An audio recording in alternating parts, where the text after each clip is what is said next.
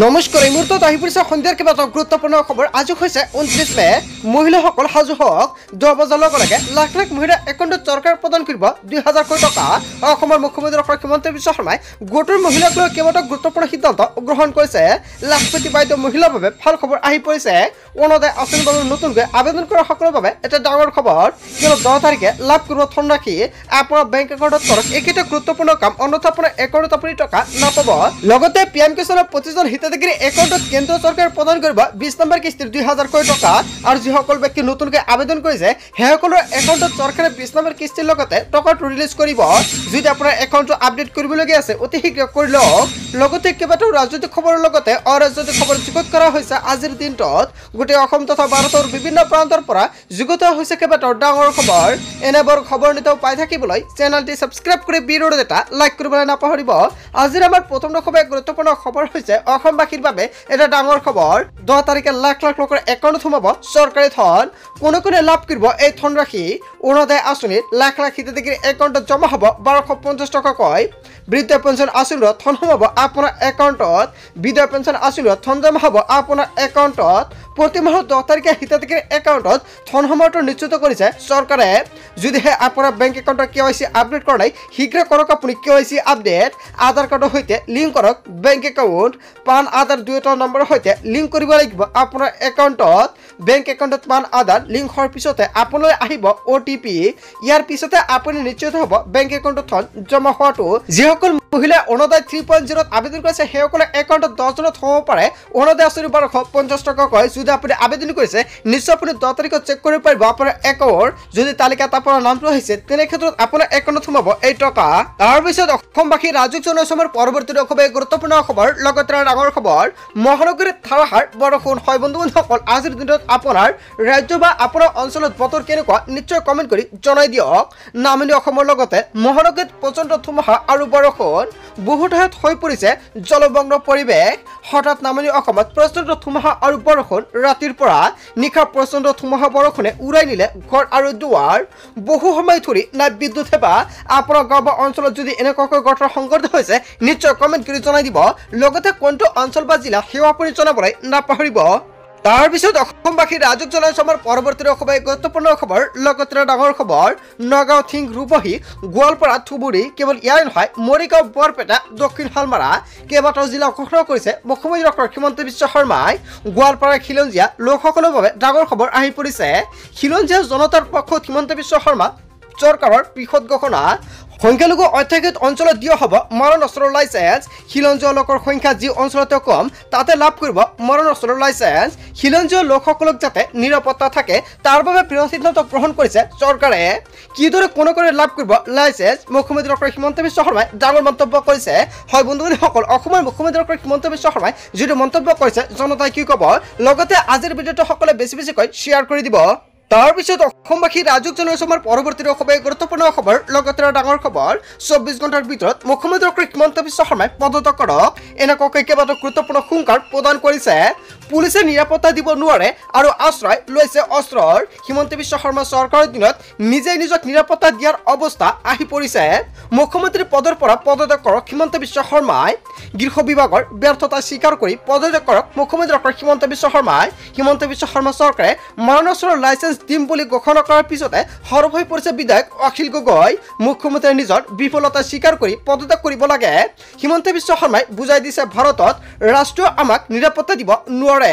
মুখ্যমন্ত্ৰী হৈ থকাৰ অধিকাৰ নাই হিমন্তৰ। বিজেপিয়ে বিদেশৰ সমস্যা কেতিয়াও সমাধান নকৰে। হিন্দু মুছলমানৰ ৰাজনীতি কৰি 2026 বিধানসভা নিৰ্বাচন জিকিব বিচাৰিছে বিজেপিয়ে। বিদেশী বিতৰণৰ নামত নাটক কৰিছে হিমন্ত বিশ্ব শৰ্মাৰ চৰকাৰে বা বিজেপিয়ে। পুলিচক ব্যৱহাৰ মুছলমানক প্ৰীতিগ্ৰস্ত কৰিছে আৰু হিন্দুক উত্তেজিত কৰিছে। সংবাদ মেল পাতি বিস্ফোৰক অভিযোগ বিধায়ক অখিল গগৈৰ। হয় বন্ধুসকল, বিধায়ক অখিল গগৈ যিকেইটা মন্তব্য কৰিছে আপুনি কি ক'ব?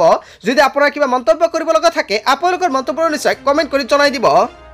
তাৰ পিছত অসমবাসী ৰাজ্যক জনাইছো আমাৰ পৰৱৰ্তী খুব গুৰুত্বপূৰ্ণ খবৰ লগতে ডাঙৰ খবৰ ৰাজ্যৰ লাখ লাখ গেছ চিলিণ্ডাৰ ব্যৱহাৰকাৰীৰ বাবে ডাঙৰ খবৰ আহি পৰিছে গেছ চিলিণ্ডাৰ কিনিব নালাগে ৰাজ্যৰ কেইবাখন জিলাৰ জনতাই জিলাই জিলাই সংযোগ কৰা হ'ব পাইপ গেছ হয় বন্ধু বান্ধৱীসকল আপোনালোকে ঠিকেই শুনিছে পাইপৰ জৰিয়তে ঘৰে ঘৰে যোগান ধৰা হ'ব গেছ দমেৰ পৰা গুৱাহাটীত আৰম্ভ হৈছে গেছ পাইপ সেৱা গুৱাহাটীৰ 101টা পৰিয়ালে ইতিমধ্যে গেছ পাইপৰ জৰিয়তে জ্বলাবলৈ সক্ষম হৈছে চৌকা নুমনি মাটিৰ পৰা গীতানগৰলৈকে ইতিমধ্যে যোগান ধৰা হৈছে এই পাইপ গেছ 4টা কোম্পানীয়ে অসমত যোগান ধৰিব পাইপ গেছ নগৰ পৰা কাৰ্বি আংলংলৈ যোগান ধৰিব আদানী গেছ কেৱল এয়াই নহয় মাজুলীৰ পৰা গোলাঘাটলৈ যোগান ধৰিব অসম গেছ কোম্পানী কামৰূপ আৰু বৰাকবেলিত যোগান ধৰিব পূৰ্বৰ ভাৰতীয় গেছ কোম্পানীয়ে উদালগুৰিৰ পৰা ডকখানালৈকে যোগান ধৰিব নৰ্থ ইষ্ট গেছ কোম্পানীয়ে 8 বছৰত 5 লাখ লোকৰ বাহকীৰত গেছ যোগানৰ ধৰাৰ পৰিকল্পনা কৰিছে ৰাজ্যৰ লাখ লাখ গেছ চিলিণ্ডাৰ ব্যৱহাৰকাৰীৰ বাবে এটা ডাঙৰ খবৰ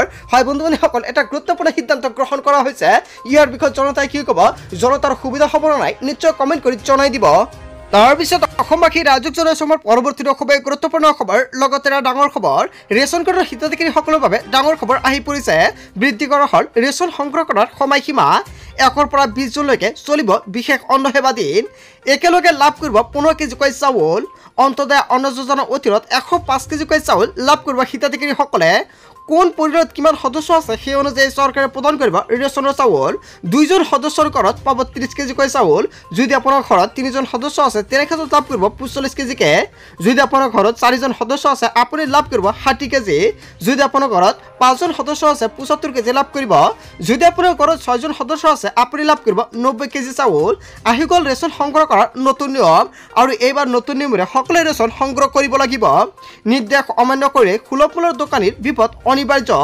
1 জনৰ পৰা 20 জনৰ ভিতৰত সংগ্ৰহ কৰিব লাগিব 3 মাহৰ ৰেচন ই-পছ মিছনত 3বাৰকৈ দিব লাগিব ফিংগাৰপ্ৰিণ্ট আগতে আপোনালোকৰ এবাৰ দিবলগীয়া হৈছিল ফিংগাৰপ্ৰিণ্ট কিন্তু এইবাৰ যেহেতু আপুনি 3 মাহৰ চাউল একেলগে লাভ কৰিব হেহে আপোনালোকৰ 3বাৰ দিব লাগিব ফিংগাৰপ্ৰিণ্ট সজাগতাৰ বাবে ৰেচনৰ দোকানীয়ে দোকানৰ সন্মুখত আৰিব লাগিব ফলক নিয়ম ভংগ কৰিলে দোকানীৰ বিৰুদ্ধে লোৱা হ'ব শাস্তিমূলক ব্যৱস্থা ইয়াৰ পূৰ্বে ই-পছ মিছনত এবাৰ দিবলগীয়া হৈছিল ফিংগাৰপ্ৰিণ্ট ৰেচন নাপালে আপুনি দিব পাৰিব অভিযোগ যদি আপোনাক ৰেচন কমকৈ দিছে বা 2 মাহৰ বা 3 মাহৰ দিয়া নাই তেনে ক্ষেত্ৰত আপুনি দিব পাৰিব অভিযোগ তাৰ বাবে চৰকাৰৰ তৰফৰ পৰা টোল ফ্ৰী নম্বৰ মুকলি কৰিছে 1967 আৰু আনটো নম্বৰ হৈছে 1800345361 এই দুটা নম্বৰ এতিয়া সেভ কৰি ৰাখক আপোনাৰ মোবাইল ফোনত তাৰ পিছত অসমবাসী ৰাজ্যক জনাইছো আমাৰ পৰৱৰ্তী খুব গুৰুত্বপূৰ্ণ খবৰ লগতে ডাঙৰ খবৰ মুখ্যমন্ত্ৰী আত্মনিৰ্ভৰ আঁচনিৰ বাবে আহি গ'ল নতুন খবৰ চৰকাৰে ৰাজ্যৰ ৭৫,০০০ যুৱক যুৱতীক দিব 1 লাখ টকা 2 লাখ টকা ল'বলৈ সাজু হওক আবেদনকাৰী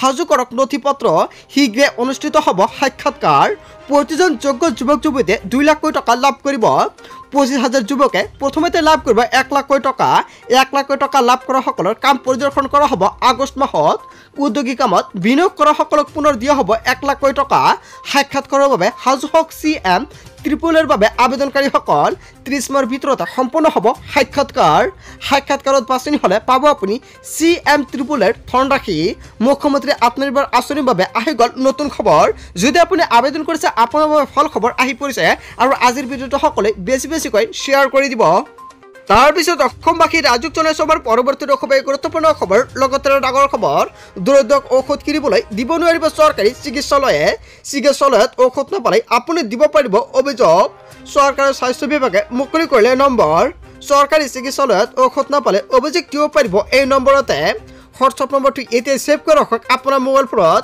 9864541430 নম্বৰ চৰকাৰী চিকিৎসালয়ত উপলব্ধ ঔষধ দিব লাগিব চিকিৎসকে দিয়া তালিকা অনুসৰি চৰকাৰে যোগান ধৰে চিকিৎসালয়ত ঔষধ এই ঔষধৰ বাহিৰে আৰু ঔষধ দিব নোৱাৰিব চিকিৎসকে স্বাস্থ্যমন্ত্ৰী অশোক সিংহলৰ ডাঙৰ মন্তব্য শতাংশ ফৰ ৱাচিং ফুল ভিডিঅ'